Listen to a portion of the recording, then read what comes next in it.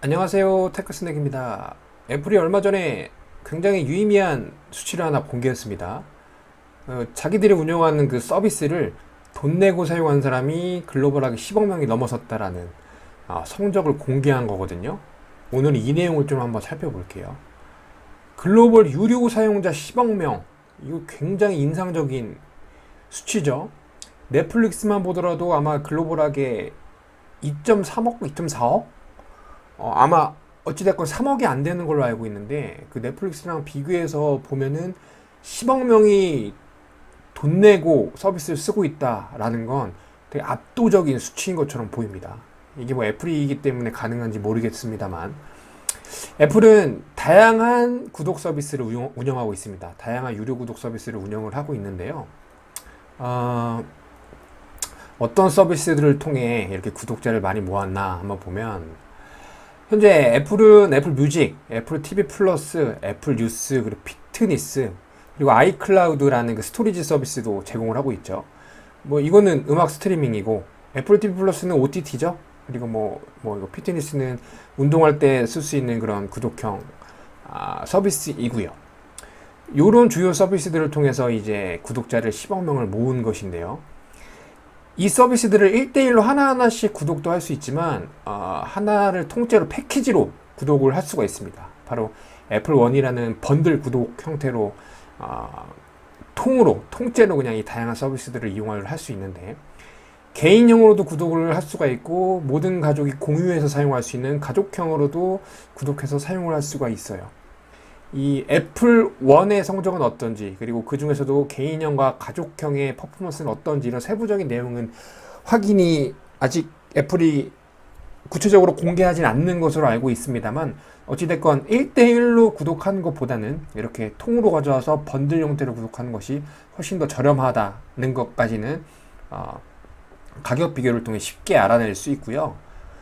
지금까지 좀 설명드렸던 요 구독 서비스들, 요 친구들은 애플의 서비스 비즈니스 카테고리에 속하는 친구들입니다. 그러니까 정통적인 하드웨어가 아니라는 거죠. 사실 애플의 비즈니스 구조, 비즈니스 모델이나 매출 규모 등을 보면 애플 비즈니스 핵심이자 리더는 하드웨어입니다. 하드웨어. 그죠? 그 중심은 당연히 아이폰이 있고요. 근데 지금까지 승승장구해오던 이 사과 박힌 이 핸드폰과 사과 박힌 맥, 그리고 사과 박힌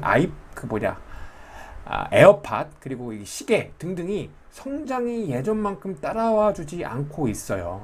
이게 실적을 통해서도 확연히 좀 나타나는 부분이긴 하거든요. 가장 최근에 발표된 올해 2분기, 물론 애플의 회계 연도에 따라서는 다르게 표기되기도 합니다만 작년 동기 대비해서 아이폰 매출이 2%나 떨어졌고요. 맥북은 7%나 떨어지고 아이패드는 무려 20%나 떨어졌다고 합니다.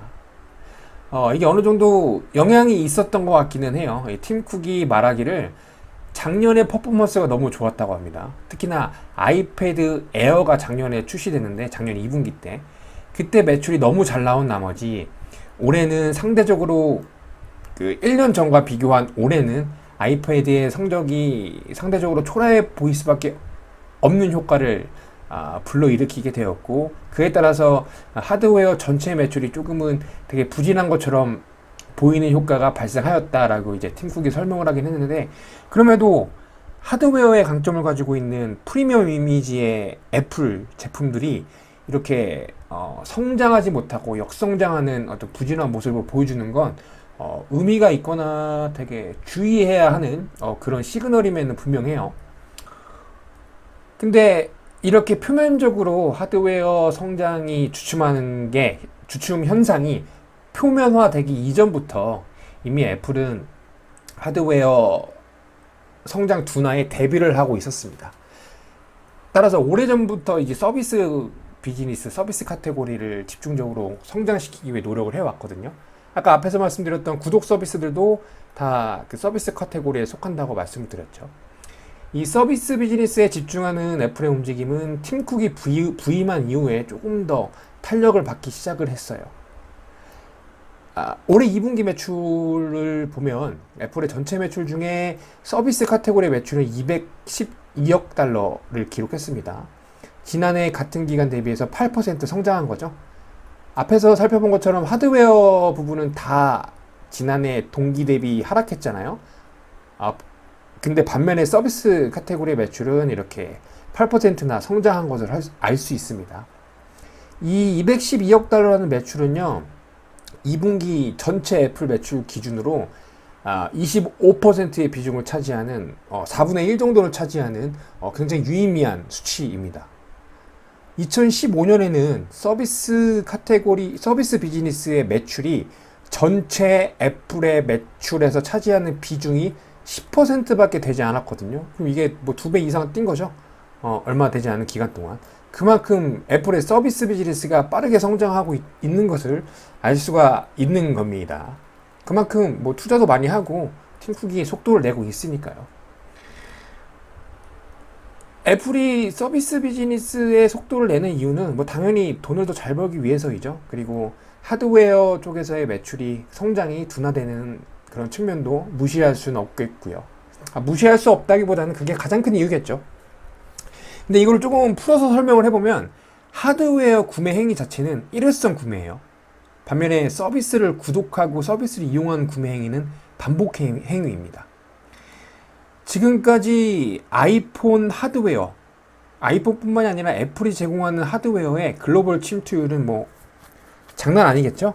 이게 구체적인 수치를 뭐 들여다보지 않아도 그냥 체감상으로도 너나 할 거 없이 애플 디바이스 중에 하나씩은 다 쓰고 있는 것 같으니까, 그런 느낌이 들 정도니까 어마어마하게 사용을 하고 있다라고 할 수가 있을 텐데, 그럼에도 이런 하드웨어는 한 번 사면 오래 씁니다. 그죠? 그리고 애플 또 잘 만들어주잖아요.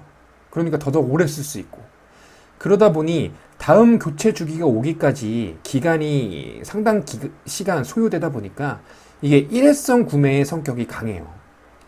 내가 오늘 아이폰을 샀다 그러면 되게 트렌드에 민감한 고객이지 않은 이상 아이폰이 나올 때마다 핸드폰을 바꾸기보다는 내가 지금 사용하고 있는 아이폰의 수명이 다하거나 아니면 뭐 2년 약정, 3년 약정이 끝난 이후에 새로운 아이폰으로 교체하고 싶을 거잖아요. 그러니까 뭐 약정 기간을 2년으로만 잡아도 최소 교체 주기가 2년이나 걸리는 거죠. 2년마다 한 번씩 구매 행위가 발생을 하는 시간이 소요되는 것이 어떻게 보면 하드웨어 구매의 속성 중 일부라고 할 수 있기 때문에 이 일회성 구매의 성격이 강하다고 할 수 있는데, 반면에 서비스 구독은 반복이에요. 반복. 그죠? 월마다 결제하거나 연 단위로 결제를 합니다. 조금 할인을 받으면서. 넷플릭스도 월마다 구독료를 내고요. 애플 뮤직도 월마다 구독료를 내야 됩니다. 그리고 애플 TV 플러스도 월마다 구독료를 내야 되고요. 앞에서 살짝 말씀드린 것처럼 이미 애플의 하드웨어는 전 세계에 깔려 있습니다. 전 세계에 어마어마하게 침투해 있죠. 그리고 애플의 하드웨어를 통해서 최적화된 형태로 이용할 수 있는 서비스들이 계속해서 나오고 있어요.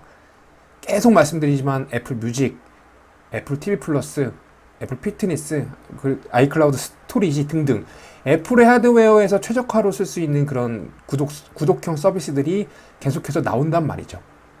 그러니까 앞으로 우리가 주목해야 되는 부분은 애플의 구독 서비스가 속해 있는 서비스 카테고리의 매출이 계속 성장해 나가고 있는 가운데, 이 성장세가 이미 전 세계에 깔려있는 하드웨어를 통해서 얼마나 더 가파른 성장 곡선을 보여줄 것인가, 이 부분에 좀 주목해서 애플의 움직임 등등을 좀 살펴보면 재밌을 것 같습니다.